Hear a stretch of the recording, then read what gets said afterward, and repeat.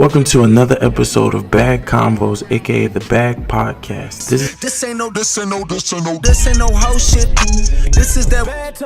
This is a platform that I wanted to create to have great conversations where we discuss just about anything. Relationships, real life, food, music, even that demon time.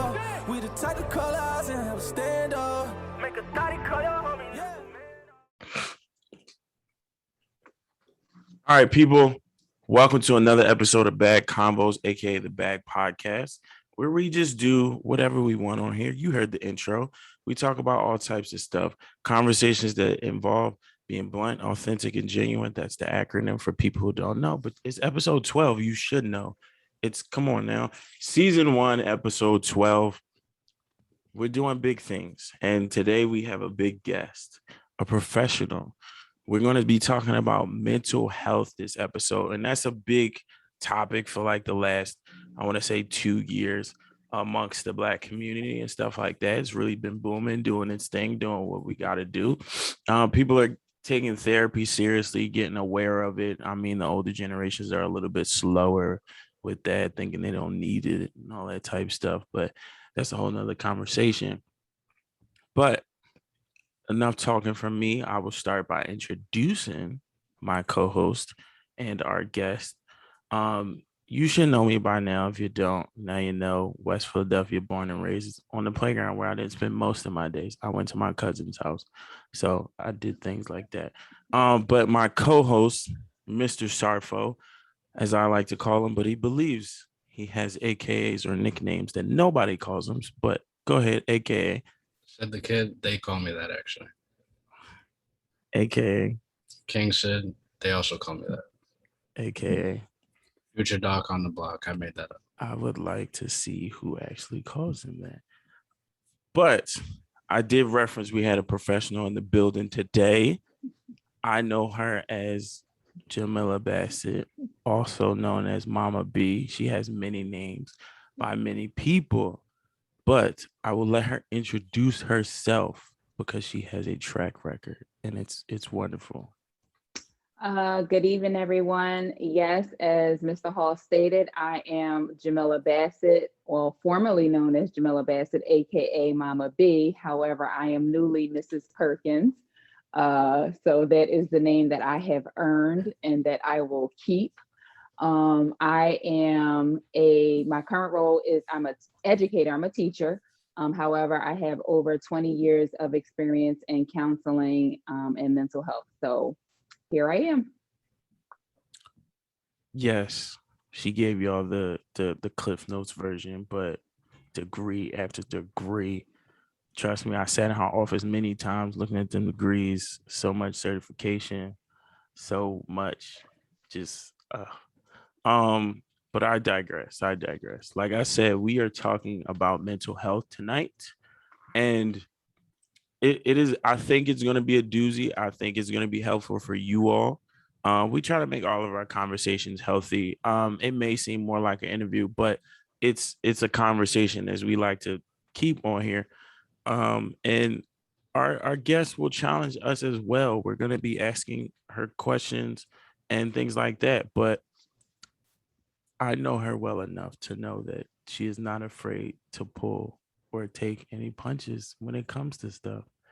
The best therapist I know personally, no matter if I get my own therapist in the future, she still will be the first and the best, goated out here in my book. That's all I'm saying. But Mr. Sarfo, go ahead and get us started.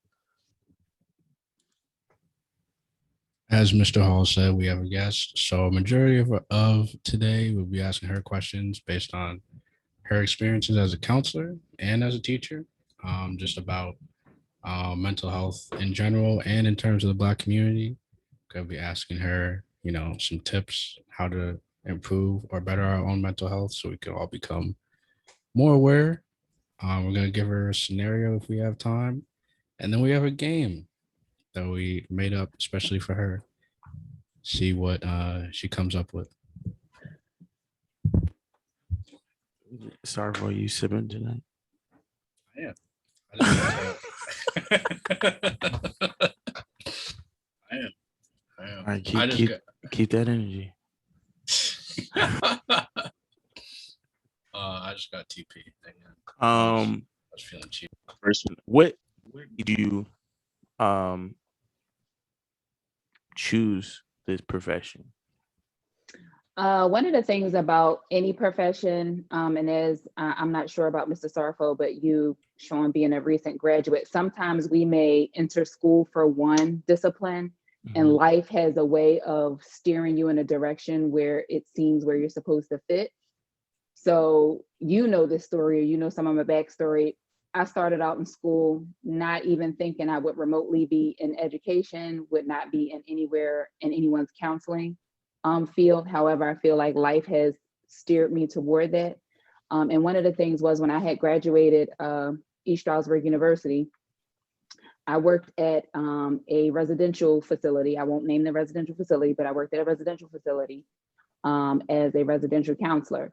And it was there when working with the students that I felt like I needed to know more about them, more about their background. Why do they behave the way that they do? Why are they acting this way? What's making them, have these outbursts or these behaviors? So as a residential counselor, one of my responsibilities was to notate like what they did throughout the shift. And as I'm looking through the notes, I got very intrigued by diagnoses. So I'm like, well, what is that? What does that mean? So at that moment, that just pushed me to want to know more about why people did the things that they did. So like I had a strong desire to help others and assist them with, the challenges of daily living. Early on in life, I've been told that I am a great listener and that people seem to feel comfortable in confiding in me. And that has allowed me to be able to have a direct impact on the lives and the well-being of people. So I feel like that sits perfectly in my life today. Hence, here it is. I still have this relationship with you and what I've known you since age 15. Yeah. Good times. Well, like I feel like that's not to generalize your story, but I think that's how like most like curiosity gives like some sort of drive or curiosity gets people to like that profession or destination or whatever as to like why they care and stuff like that. But I kind of knew that, but thank you for that. So like with that curiosity, like, and this is not necessarily that I'm just going based off of what you said. Um, with that curiosity, did you ever get to a point either during your professional or either schooling that kind of made you either want to stray away or think that this was like too much, or was like the drive just that important to you? Never stray away, or never the notion or feeling to stray away. I feel like, again, because I've owned what I feel and what people have saw in me to be that person, like that go-to person in whatever capacity that was, just to listen, just to be that shoulder to cry on. As I developed and grew in my profession as a counselor, again, I got more thirsty for knowledge and wanted to know more. So here it was that I was doing the direct engagement with individuals who had, issues or challenges. And for me, that wasn't enough. So I was like, oh, well, let me do the management side. So now I wanted to manage people that worked with people that, had issues. But there was still something missing. It's one thing when you're managing another individual or a team of people working with individuals like I did. I missed that direct impact that I had. So I resorted back to obtaining another degree, which was then my clinical degree, because I missed that hands-on interaction with the students, the people, patients, clients that I came in contact with. Was there something you wanted to do at first before being a counselor? Yes. Okay. Yes. So initially, when I graduated high school, I thought that I was going to be a nurse. Somewhere along the lines that just did not mesh. I think the 17-year-old me was not ready for the rigor that was presented to me. When I started college, I then was a pre-physical therapy major. I was like, oh, I'm gonna be a physical therapist for an athletic team. clearly that did not happen. So what happened at that moment, I had taken my first human anatomy and physiology class, sitting in this large lecture hall. The professor says, oh, by the next time we meet, I need you to know like the 200 bones of the body. I was like, yeah, this is not for me. I went to the registrar's office, I withdrew, and I was trying to figure out what my path was. And again, knowing that I had people telling me, oh, you're good at listening, you're good at, giving advice, you're good at making suggestions, you're good at encouraging. Sociology at that time seemed to be an appropriate fit for me. And so I took a path of doing sociology with a minor in criminal justice. So again, I had these big ideas like, oh, I'm gonna work for the CIA, I'm gonna work for the government and be some type of behaviorist, understanding the mind of a criminal. Clearly not the case. And here it is. I am not that, but I still do or have followed the path of understanding why people do the things that they do and what impacts everybody's daily lives. What about you wanted to be a runner, a track star? Well, no, that's different because I didn't look at running track as a profession. I looked at it as that was a sport that I participated in high school and college. And I think that had I continued, I could possibly see myself, running at the level like Olympic wise, but I just did not. That wasn't my focus at the time. That could have been, you could have been Allison I Felix. know. Well, no, she could have been me. I'm older. Cut it out. Look, we've told you time and time again, you do not look your age. So, but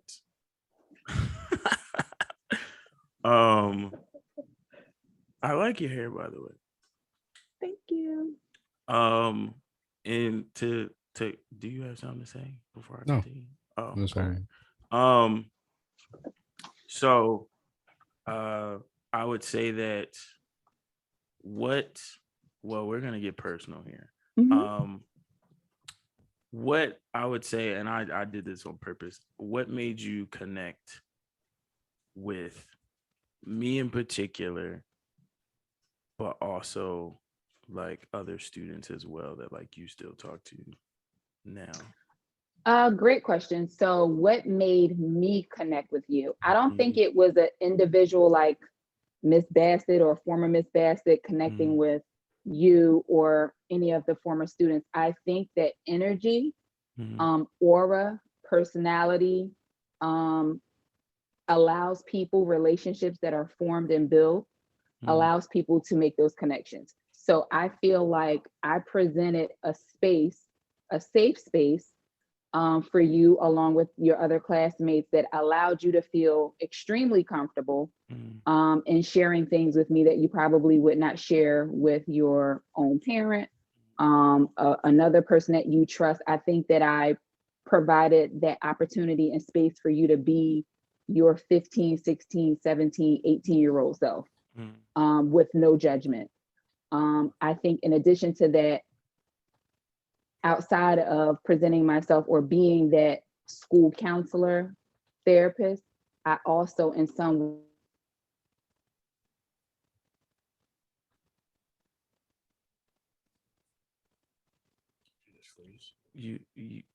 Mama B, you frozen. I don't know if you can hear me. She paused. I was like, what's going on?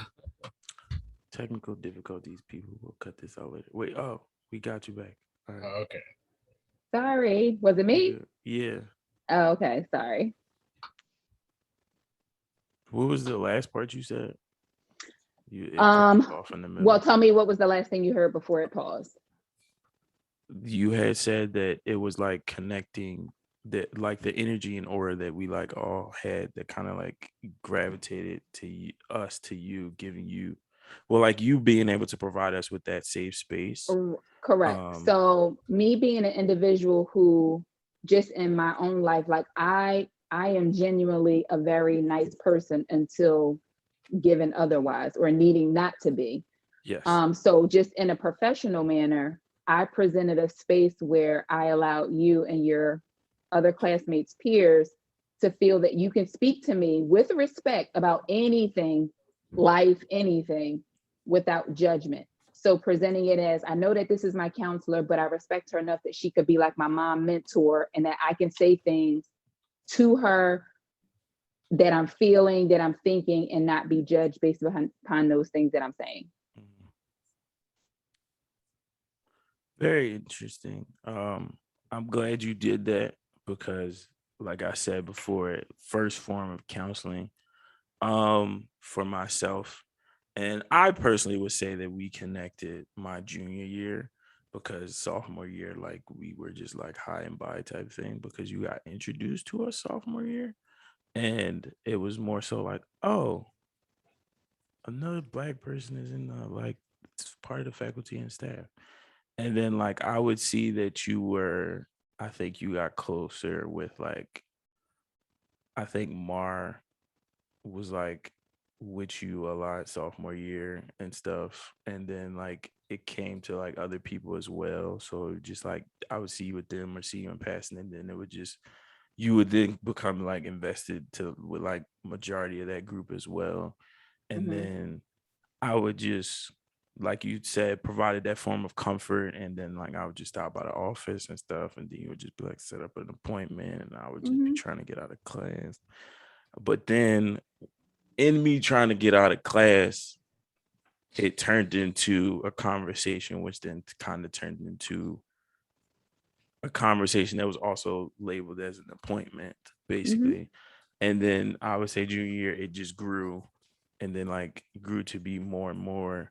And then I would say I connected, said things, Mm-hmm. um, and you consoled and certain stuff like that. And you would definitely, it wasn't what I always appreciated, that like you said, there was a respect to it, to whereas like you could check me respectfully, and the same where it's like, if I tell you something, you could be real about it, of like, oh yeah, no, that was your fault, like you messed up, you could have did better, and this, that, and the third, where it's not necessarily like a blame game, or like you're stepping in on somebody else's business and it seems like you're intrusive. No, like, you just genuinely approach this like, no, this is how you were, this is how it could be, Mm-hmm. or it's okay to feel this way, that way, and stuff like that. Because those were some interesting years.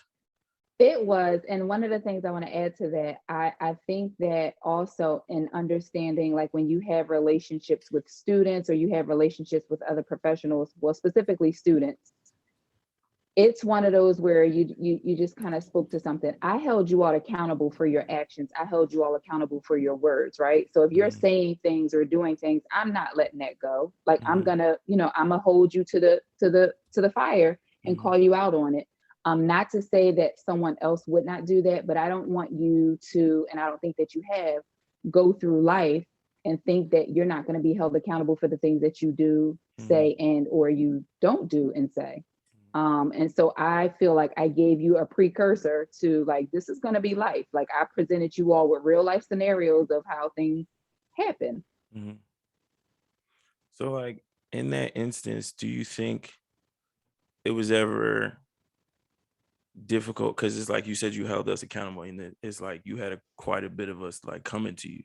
So, like, do you think it was ever difficult, or at any point in time, like during your career, was it difficult to like accept or be able to hold accountable that many people, or take in so much emotional weight from other people, or just being able to like mentally keep up with like 10 plus people, like on a day to day?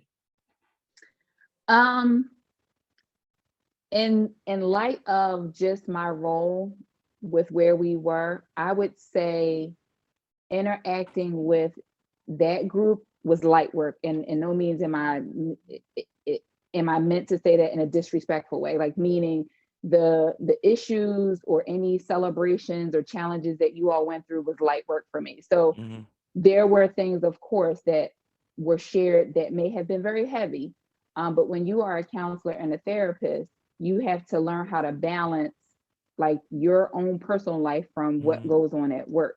Mm-hmm. Were there times that there were things that were said or shared that I may have owned and said, wow, I wish I personally could do something about it? Absolutely, I'm human. Yeah. But you have to be able to have a healthy balance and say, okay, how can I still make sure that I am keeping myself in check, but making sure that you're getting what it is that you need, or the students are getting what it is that they need. You have to recognize those things, which will kind of go into what we're all talking about now, which is mental health.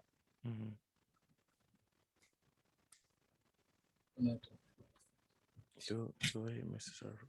Oh, I thought you had a question. I mean, I could keep going all day, but I'm just saying. Because then he'll make this about him, Mr. Sarko. It'll be the episode Sean Hall is trying to figure. Trust me, yes, because I need to talk to somebody. But yes, go ahead. From your experience as a therapist, do you have any tips for people who are at the moment trying to look for one? Well, so yes, let's kind of go back to, so the person has to be able to identify what is the need, like what is it that they're looking for, right? So you want to be able to say, okay, what is going on in my life or not going on in my life for me to want to seek support, right? Help, assistance. What that looks like is, be open to talking about your feelings. We just talked about that. Keep yourself active, whatever that may look like. So whatever activity is essential to you, whether that be exercising, walking, reading, keep yourself active. Eating well is a big thing. That's a tip. And making sure, well, when I'm thinking about mental health, but I apologize, like just as far as like seeking out a therapist, the first thing you're going to want to do is, one, what is it that you ultimately are wanting? So, right. So if I'm looking for a therapist, what is my need? What you have to identify what that need is. And am I looking for someone who culturally gets me, right? So you have a variety of therapists. Somebody might say, well, no, I don't want an African American woman. I might want an African American male, or I don't want an African American male. I may want a Caucasian or a male or woman, or someone else. You have to identify what that looks like for you. Will that person that you're looking to talk to meet every need that you're possibly going to express?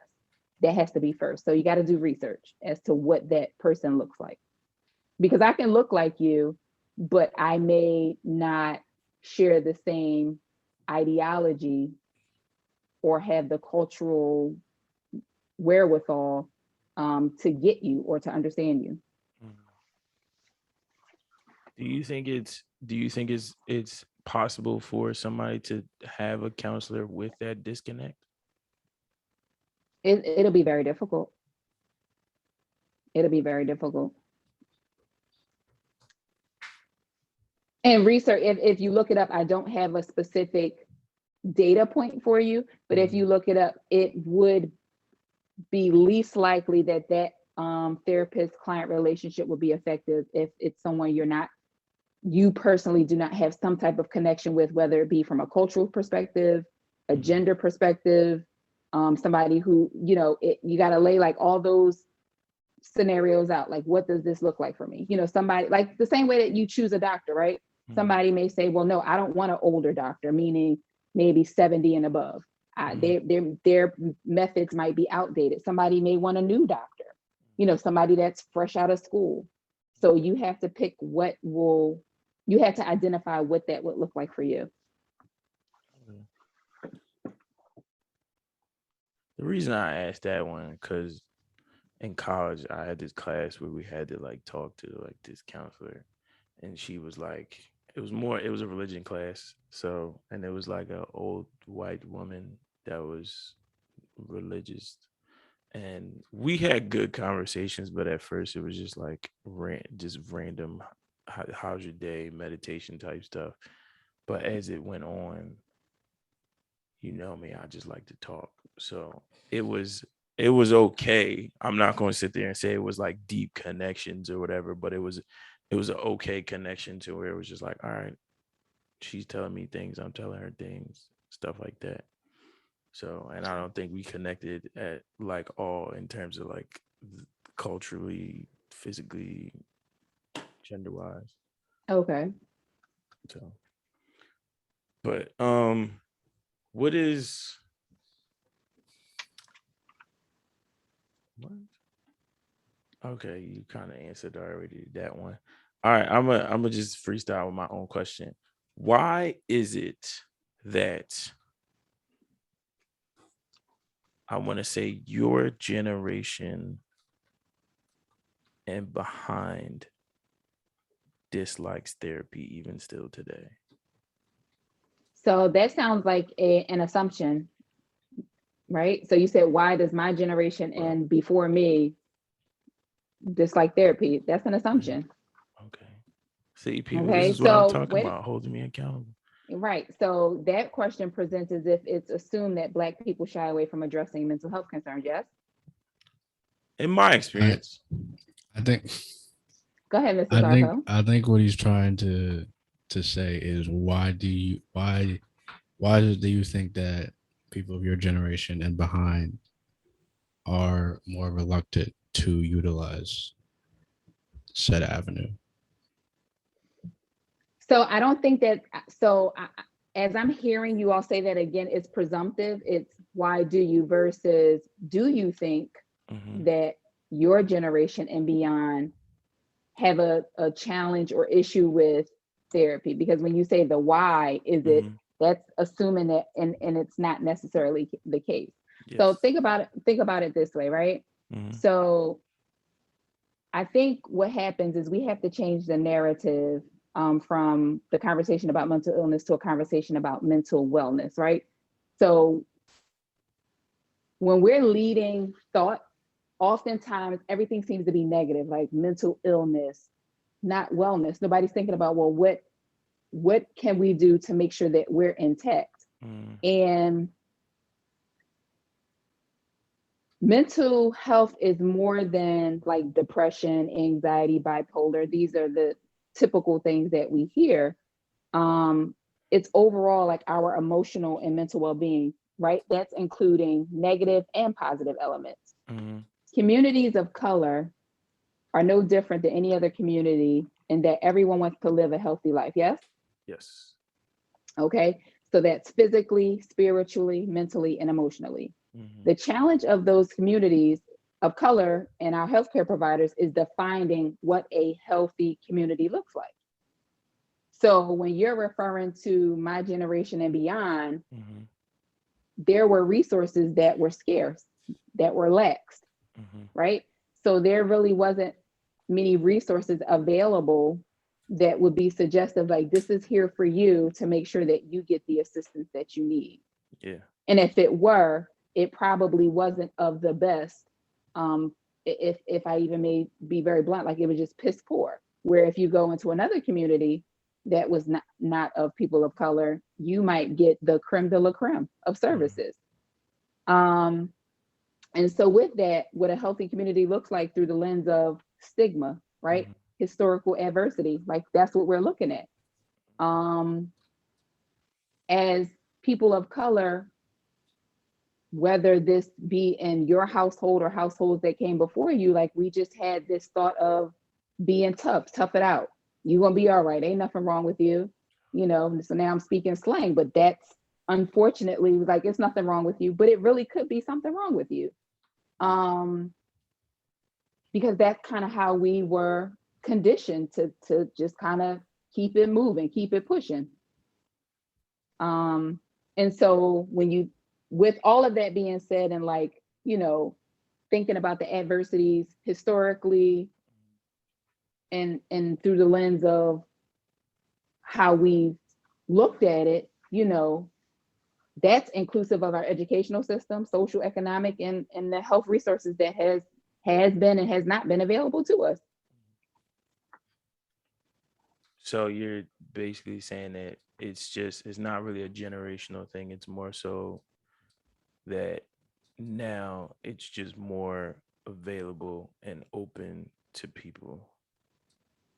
No, well, so I do not have the before I give you a specific yes or no, I do Mhm. not have significant data to support that what you're asking. What Yes. I'm saying is compared to what is available to you all now or to available to us now, no, is not what has been available to us. However, you have where in my generation and beyond, where again, it was that mindset of you gonna be all right. Mhm. And you really might not be okay. Where now people are advocating, like if I see that you're behaving in a manner or you're needing to talk, it's more likely that somebody is going to encourage and push for you to talk to somebody.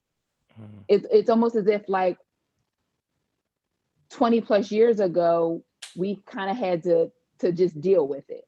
Mhm. There's a change in mindset, is what you're saying. Correct. Well, do you think that that mindset has sort of plagued the Black community when it comes to dealing with certain struggles? I think it has somewhat of an impact, yes. Okay. Because I feel like the reason why I ask is just my personal experiences and just what other people I've heard in conversation is that like a lot of times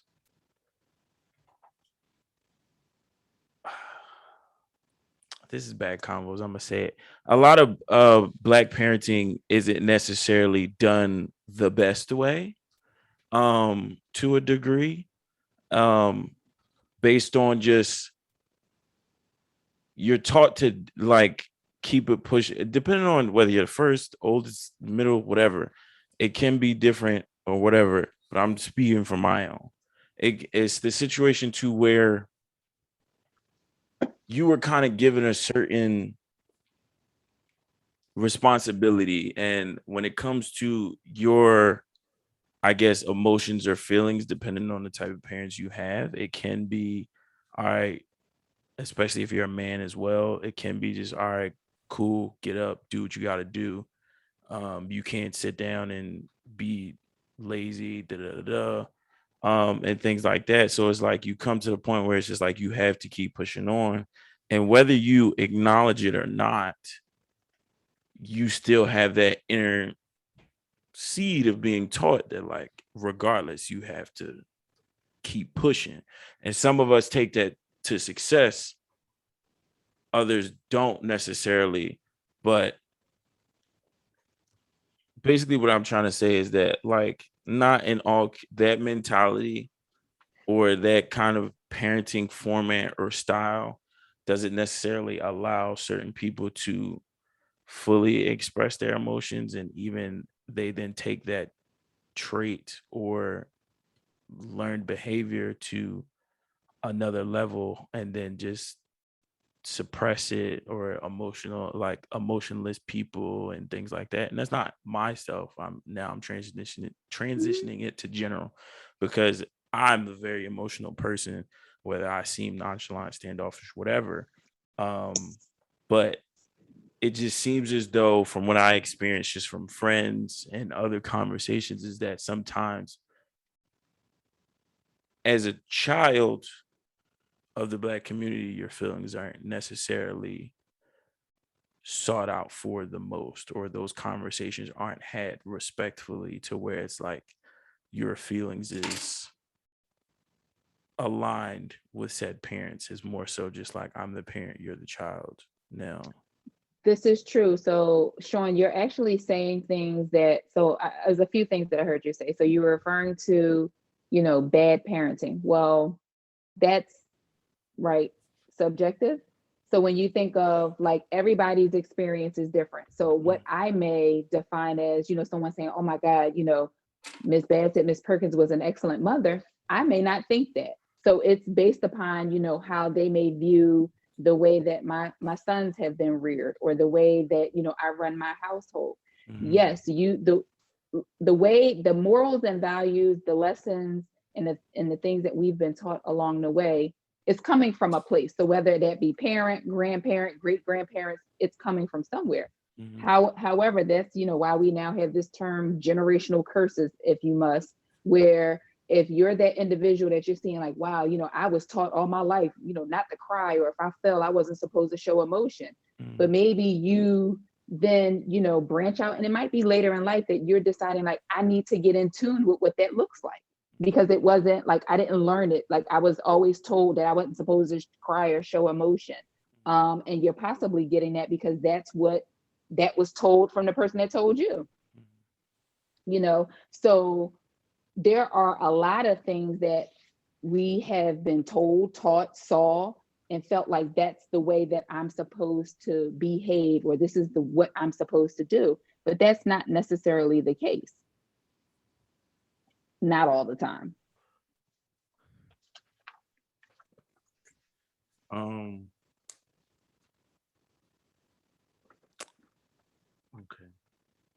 So do you think there's a method to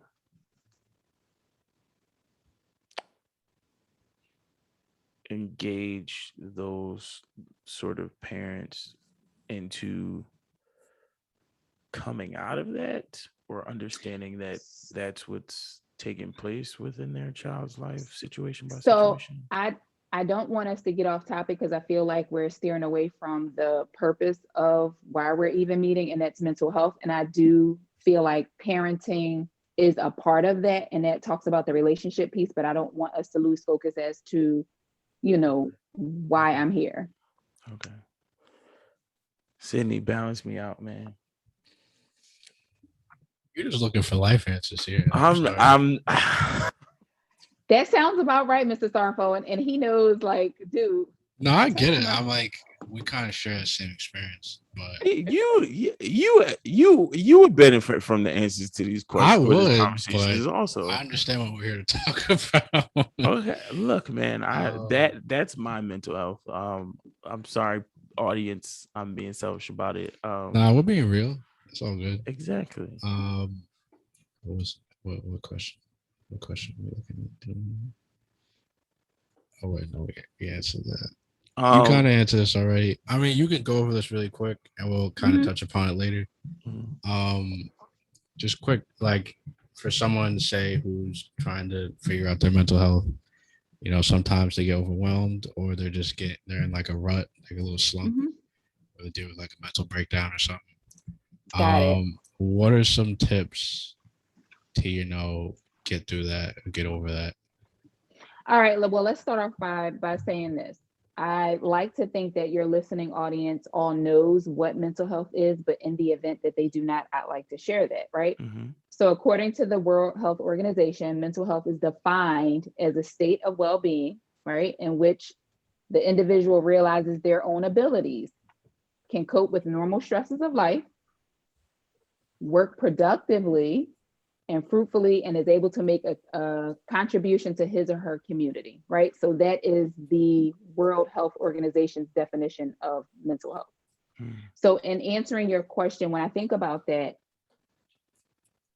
tips and ways of how you can navigate what that looks like for you is gauging and understanding your own mental health. So when I say that, you probably like, well, what do you mean, right? So gauging and understanding your own mental health is very important. The knowledge you get from your own self-awareness helps you make better decisions in your life. So I will tell you wholeheartedly, my husband will tell you, my children will tell you, I am a person that practices self-awareness all the time. I'm constantly evaluating, reevaluating how I'm feeling, what I'm saying, what I'm thinking, and what that looks like for the person that has to come in contact with me. So self-awareness is gained by a 4-part process, right? So you have experience, reflection, decision-making, and implementation. So if make sure that I am being self-aware, those 4 things have to be in place. So experience, the experiences that I have in life is going to put me in that mindset, like, okay, you've been through this before, Jamila, or you've been through this before, Sean or Sydney. So what do I need to do different, or what needs to happen? Reflection, we should always be in a position to reflect on the things that or situations that we've been put in, considering what happened and, how we can do something different the next time. Decision making, well, just as it says, if necessary, am I going to choose to do something different the next time? That's being self-aware. And lastly, implementation. So following through with the decision that you made. So when I have all four of those components aligned, that's saying to me, all right, for example, I'm human. I might get frustrated at my husband or my sons for not doing something that I need done around the house. Am I going to blow a gasket and be around here yelling like a crazy lady? I could. But if I'm aware that that's not going to have a good outcome, me yelling at my husband or me yelling at my sons to do something is not going to be effective. So I then have to kind of play that tape and say, okay, what's the best way that I can communicate what it is that I need from them to do without getting an attitude, without snapping, without tripping out? Sometimes some people can't do that. They're more reactive than proactive. And showing you probably, if anything, that light bulb just went off, because I used to say that all the time to you. I'd rather you be proactive than reactive. What were the four things again? The four things are, so, There's self-awareness experience. You said, yep. I'm sorry. So it's okay. Self-awareness is gained by a 4-part process: experience, reflection, decision-making, and implementation. I think RIDE for an acronym. What? Oh, yes. Yeah. Go ahead. If you rearrange yes, it, RIDE. it's Yeah, RIDE. it's RIDE. Mm-hmm. Ride? RIDE. Yeah. RIDE. RIDE. Yeah. Because you Yeah. said decision making, and then reflection, Mm-hmm. You said introspection, and then experience. Implementation. I'm sorry. Mm-hmm. But yeah, And experience. Very good. Experience. I like that. No, I'm not gonna hold you. I think I probably unsubconsciously is not a word, but subconsciously gained that practice during high school. Now that you say it, Mm-hmm. because I mean, I'm not gonna say before that I didn't know, but it's just like as the people know from prior episodes, or just like things now, or just conversations I have now with people, what I like to say is most important is that, like, you gotta have a mirror at all times, like in front of you, with, like, no matter what you do, because like a lot of people will sit there and say, like, give me that same respect that I give you, but people don't necessarily understand the meaning or the weight of that phrase. Mm-hmm. And it's more so one side. A lot of people see it as one-sided, but then they're like, I'll say this or do this, but if it gets done back to me, then it's like, you're like, why would you do that? And it's like, you did that to me. And then people are confused and stuff like that. So it's just like, that's constantly playing within my head with most situations I make, especially when going into new experiences and new people and stuff like that. So I personally think that that's important, and you just gave us the clinical definition of to why that's important. And I'm glad Right. that I carry myself like that to a degree. That's good. And I think that that's a great skill to have. And again, not everybody's there, and that's okay. But if you're aware of like what's going on with yourself, like your body is going to tell you something before you react. So you're like, if you know you're upset about something, trust and believe you're going to feel it like you're going to feel it physically before you have that reaction or outburst or something. So that's one of those things like, okay, what do I need to do to kind of get myself together before I have that reaction? And then being self-aware also helps with the relationships that we have, right? So while our relationships impact our mental health, it is important to remember that our mental health can impact how we connect with others, right? And how we develop relationships. So if I'm always that individual that's hollering, that's flying off the handle, I'm probably not a good person that somebody wants to be around, you know? Or let's look at it, if I'm that person that really doesn't talk much, and that's okay, because we know that that's some people's personality. But again, that may be a person that someone's going to take advantage of because they kind of come off as soft and weak and, mild mannered. But everything with regard to like our relationships does have an impact on our mental health. Yeah. Most people don't know this at the beginning, but what I always like to say to people that I am a very kind person who is semi-selfish and asshole. And but I'm also like but I know this about myself when it comes to certain things, but I choose to neglect those thoughts, phrases, and or urges for the fact of that I care for certain people or that I know this. Like I Mhm. could obviously react a particular way to most situations because of that nature that I've developed through certain experiences and just a little bit of just me being me. Um and Sydney could attest to this because we was actually playing a game like do we know each other or whatever a couple weeks Yeah. ago. And We kind of he read him. huh We kind of like read him. He wasn't ready for it, actually. I wasn't, but I appreciated it because like they know the people that I played the game with, they know me well enough that like it's just me being blunt when it comes to like me saying the asshole things or whatever, but it's from a genuine place and it's not like me being malicious or trying to like hurt somebody or destroy somebody's character or feelings. It's just me being myself and they accept that as me being myself and they know that to where it's not like, oh, like why would you say that? Like he's weird or whatever. It's just understanding that me being me. And it's not saying I'm out here just saying crazy wild things that's just only should be said behind closed doors. I could say it behind open doors, but it's just they know me well enough. And And stuff I'll like say that. this.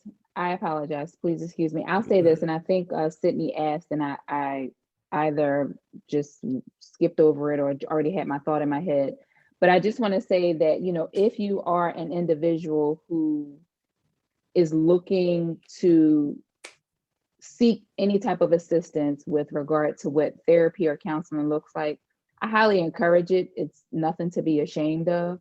It's actually you saying to yourself, I value me enough to make sure that I get the help that I need to address anything that's going on with you. And so, even if you want to talk to your doctor, sometimes some people don't know where to start. So, your primary care physician is probably the one person that you can say, hey, this is what I was thinking. What do you suggest? Meaning, what suggestions do they have for a person? Not for you to just dump everything on the primary care doctor. Another person would be somebody you trust, like somebody you genuinely trust that you can say, hey, this is what I've been feeling, this is what I've been thinking. Um, and then thirdly is like look at your resources. What resources are available to you? And so now we're starting to look in, do I want to, if you have insurance, do I want to reach out to my insurance provider and see what um, behavioral health providers or mental health providers are available under my plan? Then you also have, like, if you are a person who attends church, you have a pastor, you have a reverend, reach out to that person. Mhm. Maybe because they, also some reverends and pastors do counseling as well. Mhm. So those are just some of the people or places that you can identify to allow yourself to start to get the support that it is that you possibly may need. Do you know of any like cheaper resources? Because I mean, I you said a lot of things just now that can fluctuate in price and stuff like that. But I was looking at some like prices a couple of weeks ago and it was saying weekly amounts that are So great question, Sean. And one of the things I'll say to you about that is this. Would you purchase a car for $100 and you know that you need that car to get you from point A to point B for a few months? Does that seem reliable to you?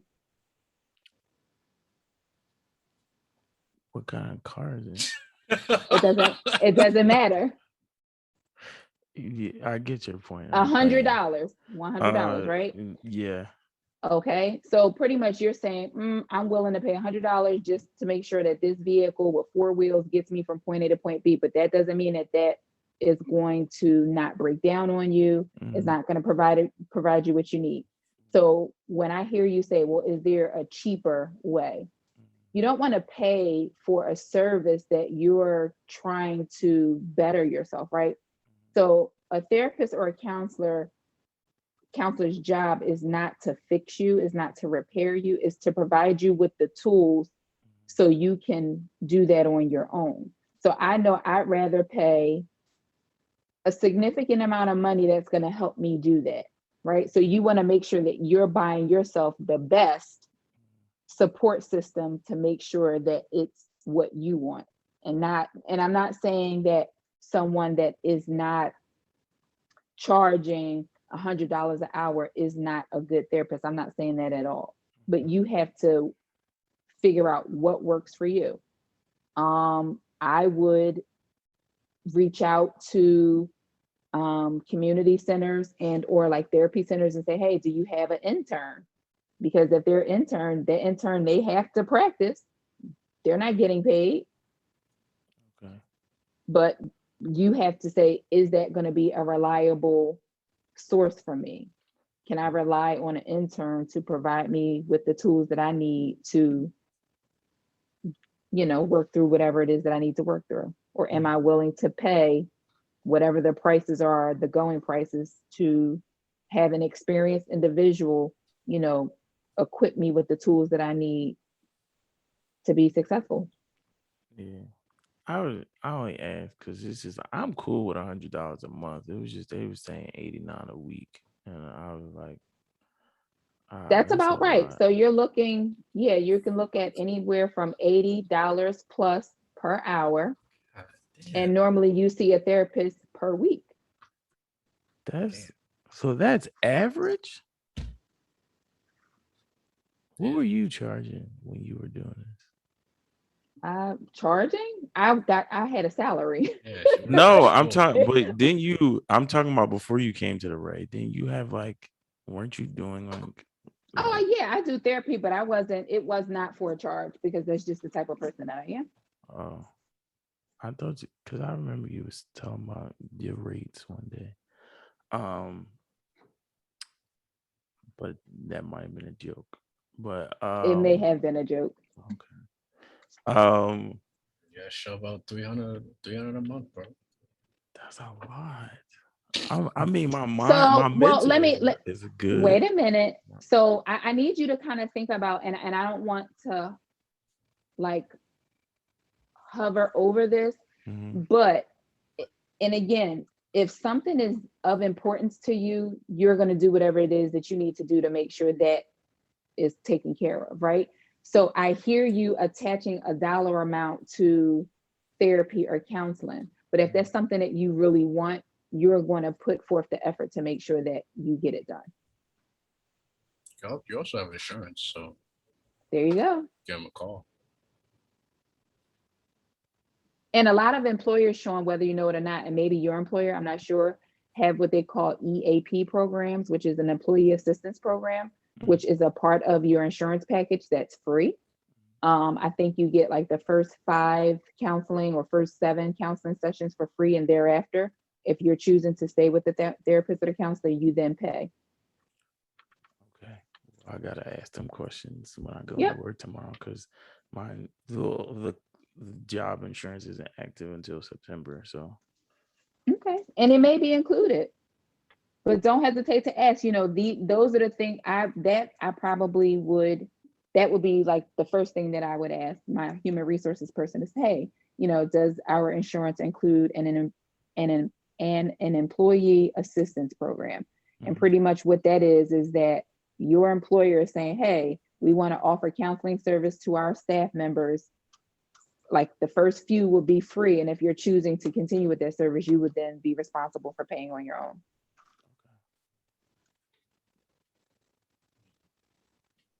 interesting. It's a great tip. I might have to utilize that. Please do.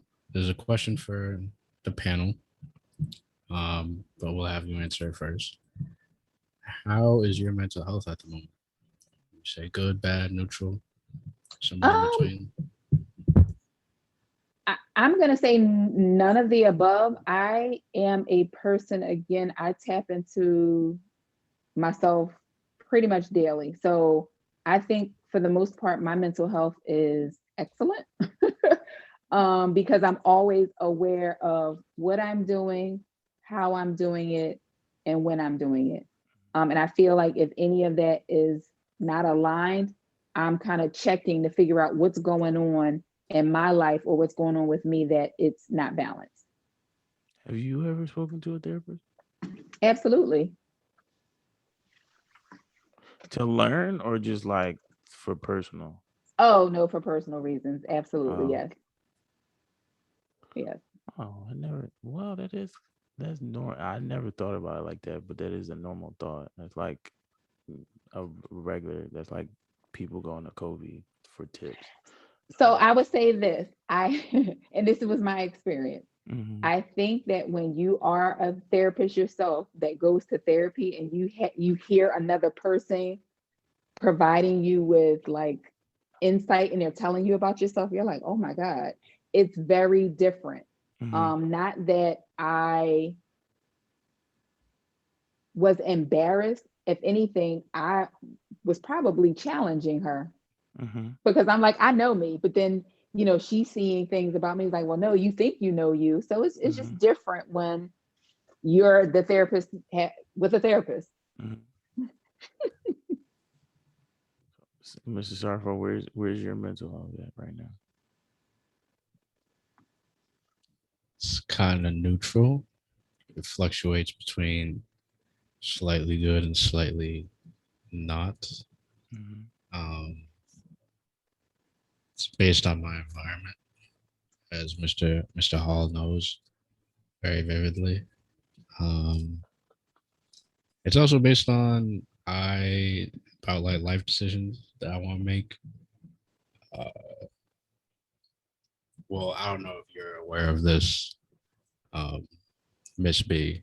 I don't know which one to call you, but I graduated with Sean. I was a bio major, and I like my one of my AKAs. I aspire to be a doctor. So I'm currently applying to medical school, which is a very tedious process.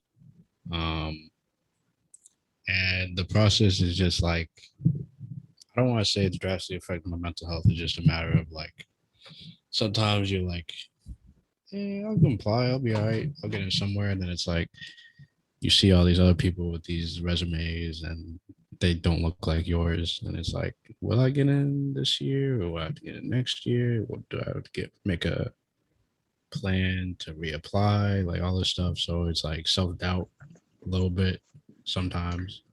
But I don't let it consume me because like I still do what I have to do. And like I know it's like short it's usually just short-term thoughts and I get over it. Like even if I don't get in this year, I'm gonna get in at some point because I'm not gonna like stop, attempting. Like I'm gonna get in at some point. This is a matter of when. And then it's like pressure from family being like, oh, do you apply? People ask me at work, oh, like, did you get in? All this stuff. Um, so it's just from a lot of places.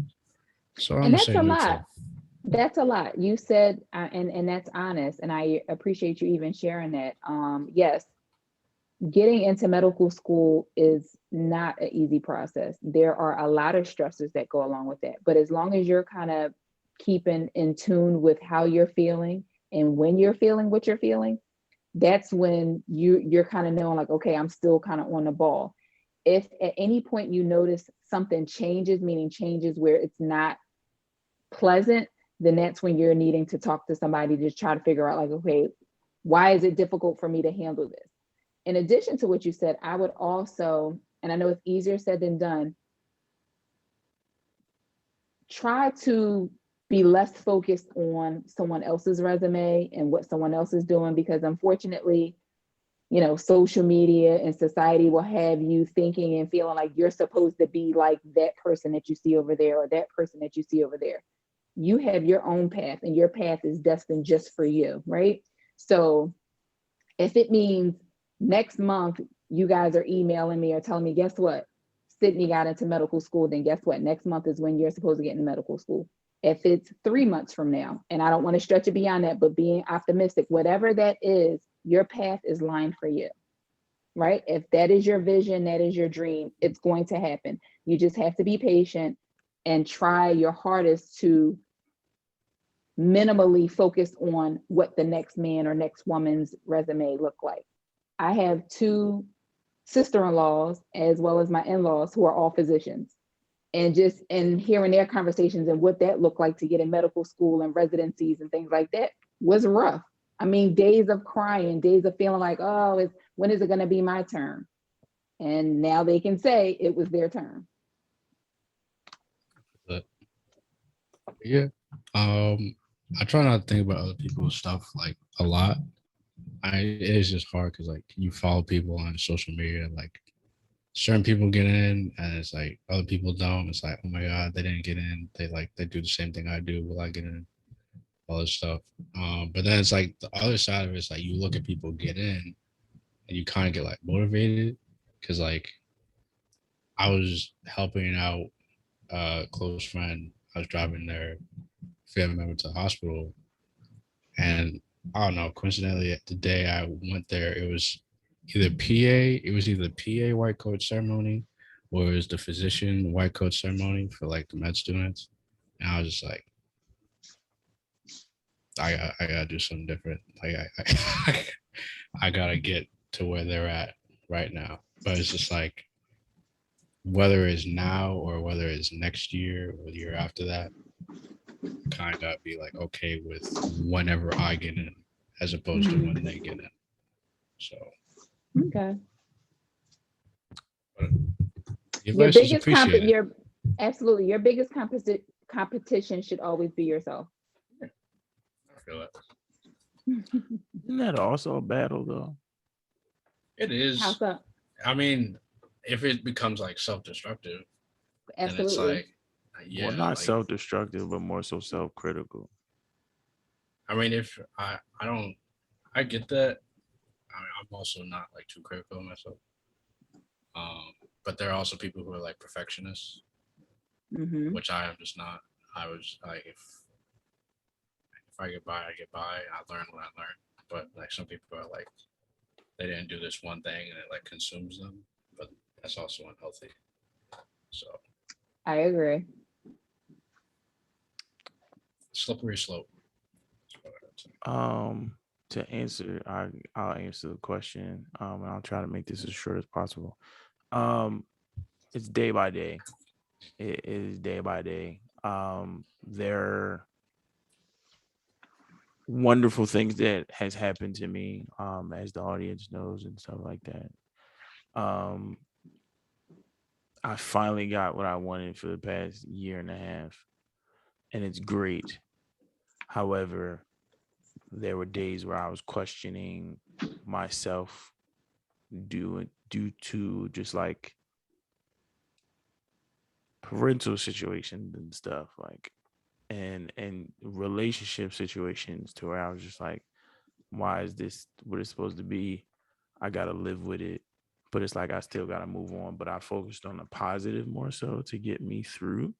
But I definitely felt it would have been a lot easier had I had therapy or somebody to talk to during this past during the month of June or whatever. So I would say like it's honestly day by day. For me, you got good days. It's majority good days, but you definitely have those like bad thoughts or thoughts depending on the situation or whatever is in front of you at the moment and things like that. And I'm majority a positive person. So the bad thoughts are few and far between. But as you know, Mom B, just like those things I used to go through and stuff, just like those when they come back up, because this is now my like force of solitude. So it's like I don't gotta deal with all that stuff no more or whatever. But the during the times where I have to or somebody calls me or I hear about it or whatever, then it's like, all right, back. But then it's like I'm to the point now where it's like I'm not in that situation fully no more. So it's like I'm in my fortress of solitude. So the positivity has increased, but obviously there's still those moments and things like that. So I would say neutral. So I'm going to agree with you. And I think and it sounds like, Sydney knows a little bit about you and what I know about you. I Mhm. think that in order for you to be effective moving forward, a lot of the stuff that I do know from your background needs to be addressed for you to flourish and, have, sustain, be pretty much, and not to say that you're not happy, but I Mhm. think that those recurring thoughts or issues that presented itself then, once you address those, it'll be less impactful. Well, aforementioned news when we have our in-depth conversation, it ain't me. I'll put it like that. So Wait a minute. Okay, so what I would Assumptive. suggest, there it is. What I would suggest that you not do is say what it isn't, right? Because that's what therapy and counseling does. It allows you to see things that you may not even know was there. So whether it's from you, whether it's from another individual, you just would never know. And so I uh I mean in terms, not to cut you off, I mean in terms of talking, not more so like I'm willing to talk about it in a respectful way. The other okay. parties aren't willing to No, talk no, no, about no, it. no, no, no, no. So what I am suggesting is this Oh, be individual, not oh, couple, not family, not oh, no. okay. Because in order for you to figure out what needs to happen for you, you have to go the individual route before you can get to family.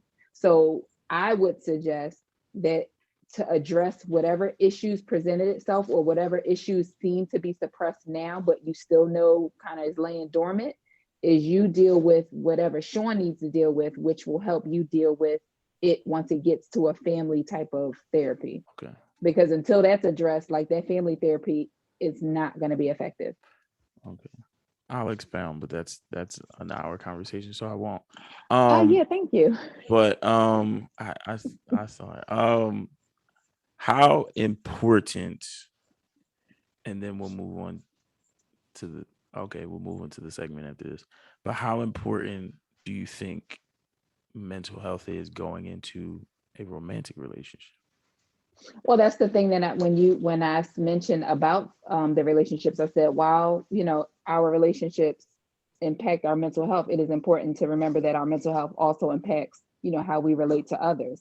Mhm. So if you are struggling with something and you might not quite know how to identify that, it's still one of those like talking through it to figure out what it is.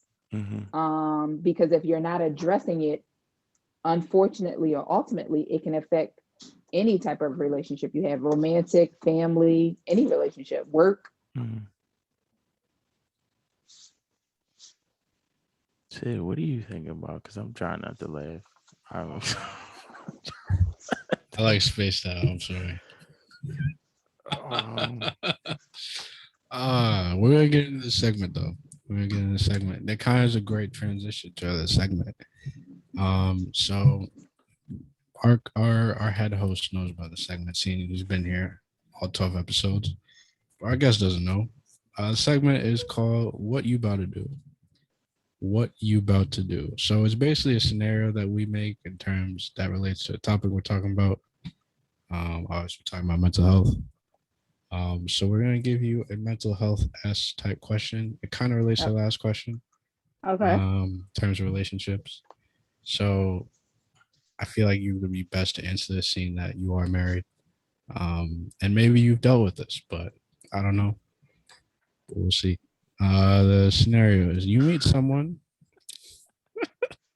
who you're interested in. You Mm-hmm. know, y'all hit it off after a few dates, whatever. It's going well.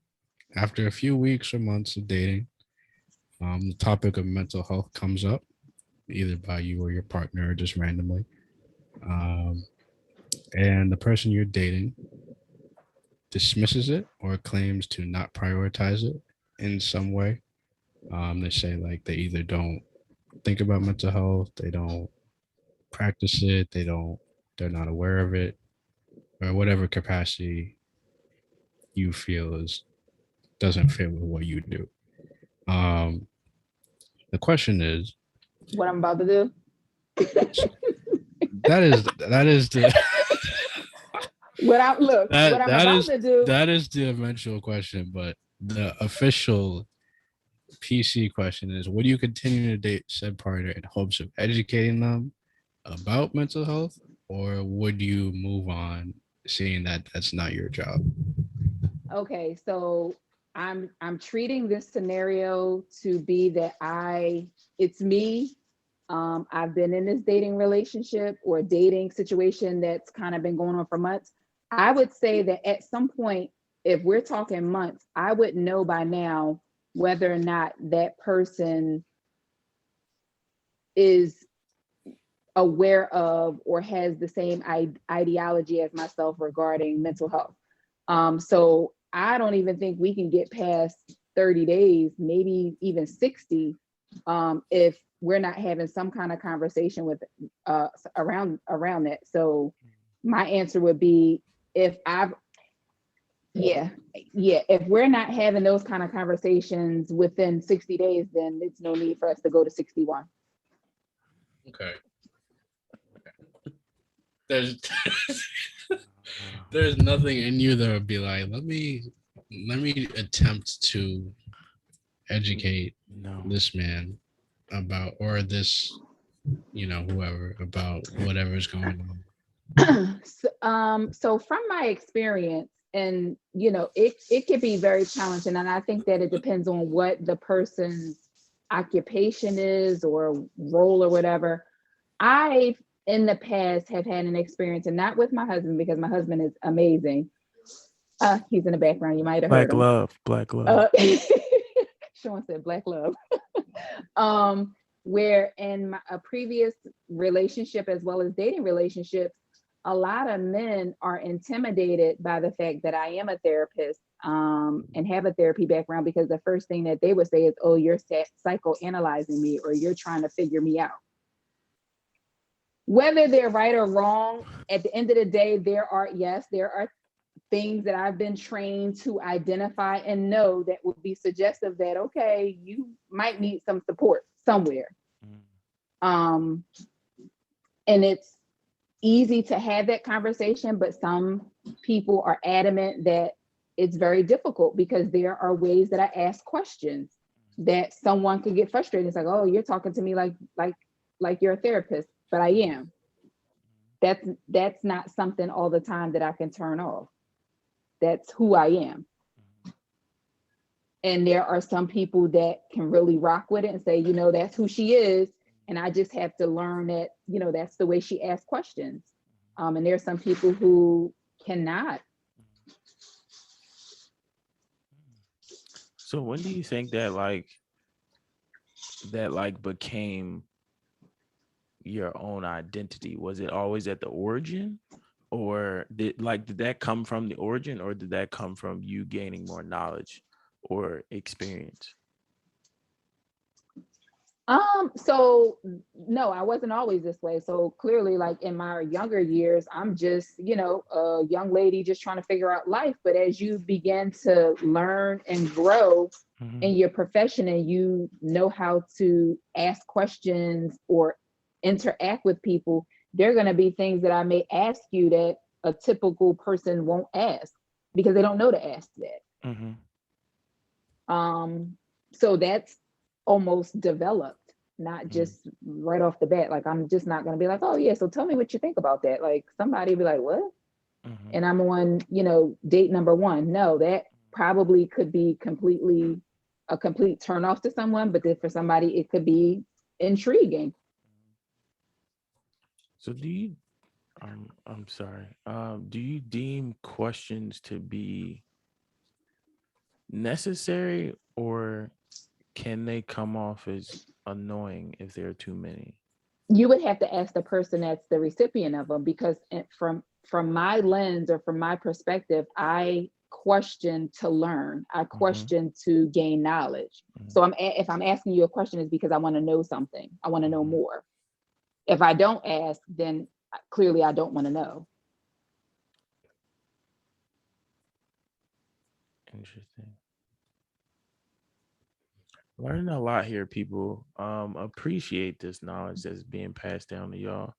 Um, trust me, if there was all the time in the world and we could just be making thousands of dollars every minute of this podcast, it would be 24 hours, or whatever. We can have episodes going crazy right now, but we can't do that or whatever.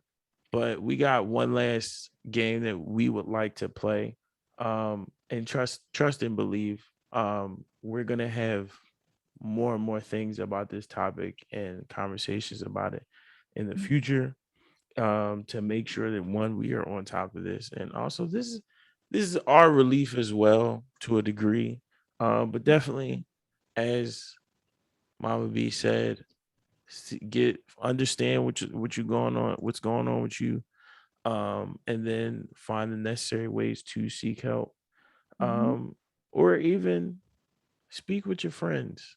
Mm-hmm. This is kind of why this platform was created, because the majority of my friends, I would say that I could speak to them in my most natural way, and they respect that and they understand that. Um, and I appreciate that, because that allows me to be myself, and that allows them to be themselves as well. I believe, because that's what I attract, whether it's platonic relationships or not. So do what you got to do. Find your support system, your friend system, your therapist, all that type stuff. But you could kick the game off, Mr. Servo. I'll kick the game out. There's a few side notes in terms of the questions we answered earlier. I just want What? to, in terms of the, I just want to mention the poll just real quick. Just the polls, All right, just go real quick. ahead. Go ahead. Um, one of the questions we asked before all that about our mental health at the time, or at least right now, scale of 1 to 10. There's a quite a bit of range. We have 5, 3. It was on a scale of 1 to 10. So we have 5, 3, 3, 1, 8, 10. We at like a 4. This is quoted. 5, 6, 8, 6 to 7, 5, negative 100. So shout out to you. Hope you bounce back. Then we have a 10. So quite a bit of range. And then our audience, or at least my followers, agree with you, Miss B, that they would not date someone who, or they wouldn't date or befriend someone who wouldn't prioritize their mental health. Um, there was a total of 27 responders. 22 said no, 5 said yes.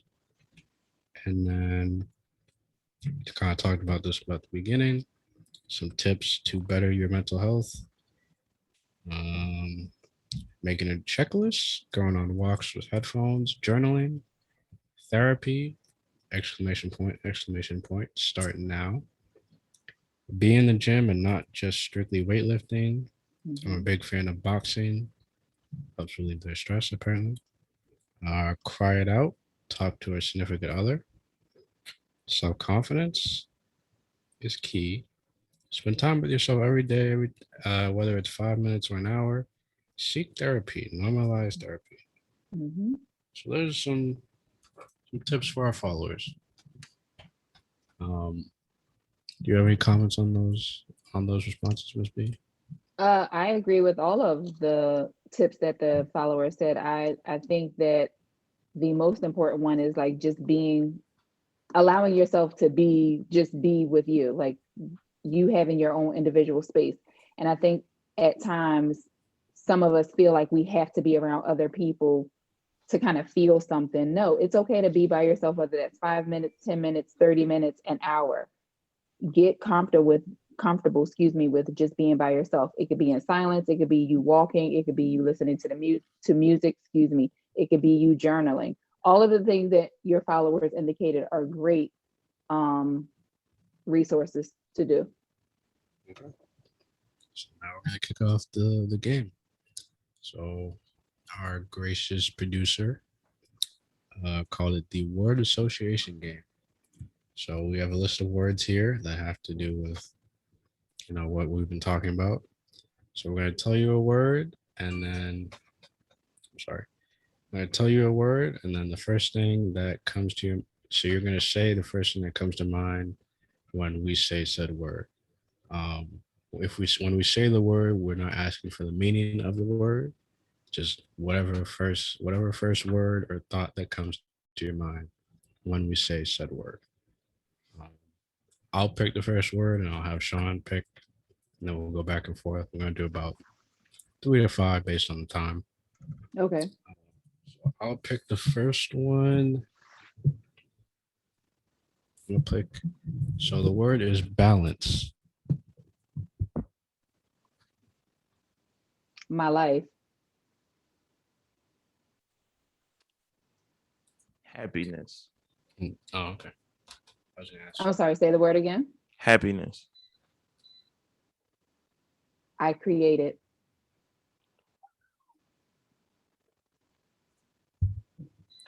Care. What I give to those I love.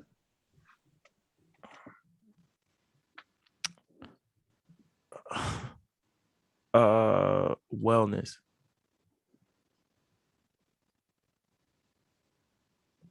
What should be practiced every day. No bars, by the way. Solitude.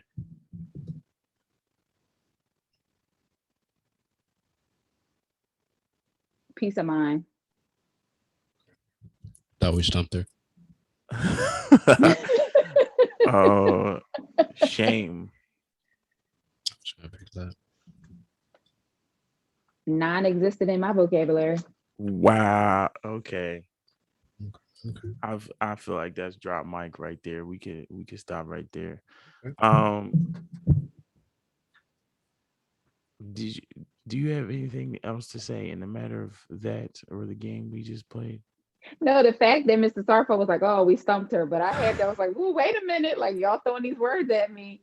No, I do not. I think that this has been amazing. I appreciate you both for the invitation. I hope that my words has been insightful. I hope that this allows someone who may have been toggling, struggling with wanting to go to therapy or wanting to go to counseling will actually be the reason why that they actually do. Well, we appre. I have so many thoughts right now. Um, is there a place where the people? Well, I don't even know if you want to do that. Could reach you if you're providing services in your I would profession. if you so clearly, I'm in another time zone than you. Yes. So living in New Orleans now, I would possibly allow you to provide my email, but you and I will discuss that. No, well, I wasn't talking about that deep. I was just saying Oh, a social. We not going that far. I understand it. I understand your professional like outline. So yeah. like, yeah, I'm not Um, saying like you have yeah. open. Yeah. My life right now does not permit for me to do so. However, if something changes, I will let you know. Okay. Um, but yeah. Okay. That for people that don't know, that's called being an adult, and social media does not revolve around their lifestyle. Okay. So this is what you get from Mama B if you didn't have the pleasure to meet her. Um Or to know me. yes. So so take what she has said tonight, use it wisely, go out there and find your own Mama B, or whatever, or well, I don't. I was about to say pop or something, but guy, whatever therapist, whatever you need, whatever floats your boat, whatever works to get your mental health in order. I think that is the most important thing from this conversation, is to understand what you are going through, acknowledge it, and then if you believe you need help, seek help, because health is wealth right there. Yes, it um, is.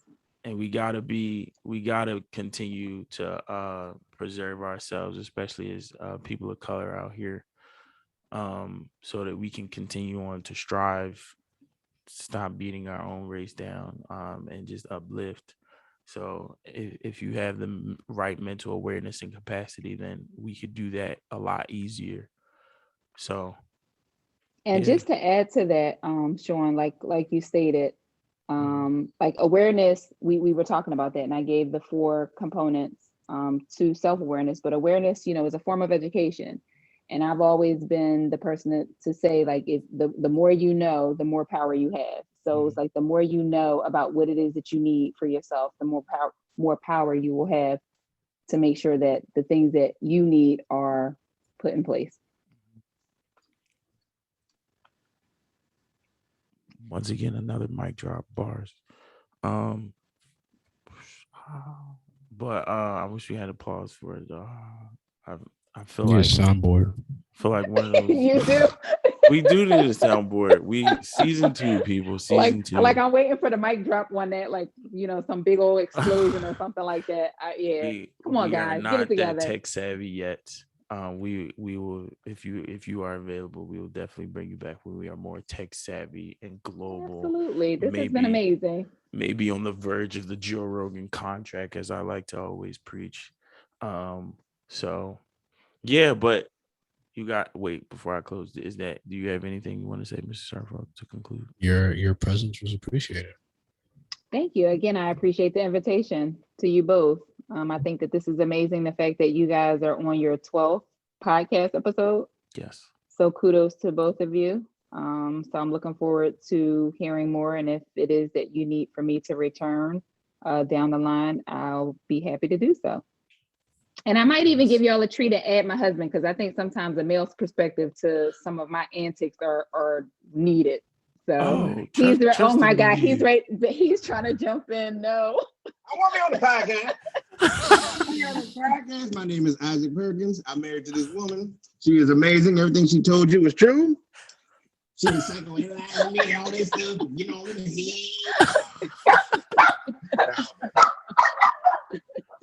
We will trust and believe when we need more adult knowledge. Yeah, they're probably gonna do like a couples thing on this, babe. See, you done opened up Pandora's box. Look, Sean ain't ready for that. look, trust and believe.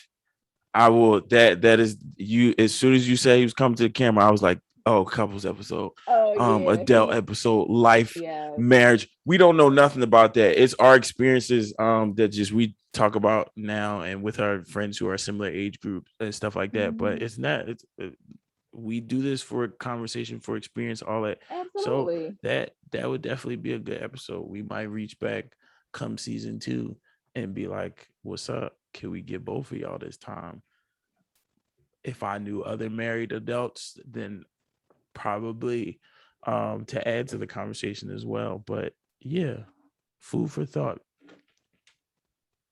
But any other closing remarks, people? No, sir. I'm good. All right. Well, that was another episode of Bag Combos, aka the Bag Podcast, where we do what we want. We give y'all that energy, we give y'all that knowledge, just simple conversations. And we thank y'all for joining, whether you listened on Spotify or YouTube. We are going to be on Apple Podcasts soon. We're disputing some background things, but listen to us just about anywhere. Instagram B.A.G combos.